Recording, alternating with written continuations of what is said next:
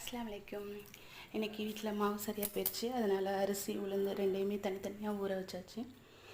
ஊற வச்சுட்டு இன்றைக்கி பானு ஷாப்பிங்க்கு ஆர்டர் வந்துருந்துச்சு. எனக்கு டாப்ஸ் வேணும்ன்ட்டு, டாப்ஸு சாலு. சரி ஓகே, அதை கொண்டு போய் கொடுக்கணும் அப்படின்னு சொல்லிட்டு கிளம்பும்போது வீட்டில் பலாக்கொட்டை வறுத்துருந்தாங்க. சரி நான் அதையும் உரித்து சாப்பிட்டாச்சு. சூப்பராக இருக்கும். அது பிளாச்சோடைய அந்த விதையை எடுத்து காய வச்சுட்டு சட்டியில் போட்டு வறுப்பாங்க. விறகடுப்பு இருந்துச்சுன்னா அந்த கங்கில் போட்டு சுட்டு எடுத்து சாப்பிடுவாங்க. இது டேஸ்ட்டாக இருந்துச்சு.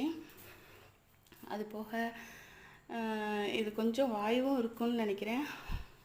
பார்த்து சில பேருக்கு பிடிக்கும், சில பேருக்கு பிடிக்காது. எங்களுக்கு பிடிக்கும் இந்த மாதிரி வறுத்து சாப்பிட. அதோட நாங்கள் வச்சுருக்க கடைக்கு வந்து கொஞ்சம் மிட்டாய் தீனி இதெல்லாம் எடுத்துகிட்டு வந்துருந்தாங்க வாங்க சொல்லி. ஆல்ரெடி எல்லாமே இருக்குது.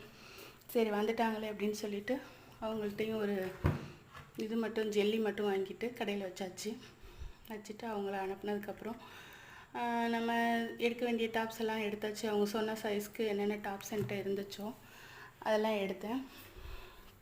அதிகமாக இல்லை, ஆல்ரெடி நோம்புக்கே எல்லாம் சேல்ஸ் ஆகிடுச்சு. சரி 1-2 பீஸ் தான் இருக்குது அப்படின்னு சொன்னேன். கொண்டு வாங்க பார்க்குறேன், பிடிச்சிருந்தா எடுத்துக்கிறேன் அப்படின்னு சொல்லியிருந்தாங்க. சரி அவங்கள்ட்ட அந்த இருந்த பீஸை ஃபுல்லாக எடுத்து பேக் பண்ணியாச்சு. பேக் பண்ணி அதெல்லாம் ஒரு பையில் அரேஞ்ச் பண்ணிவிட்டு நாங்களும் கிளம்பி கொண்டு போய் காட்டிட்டு வந்துடலாம் அப்படின்ட்டு.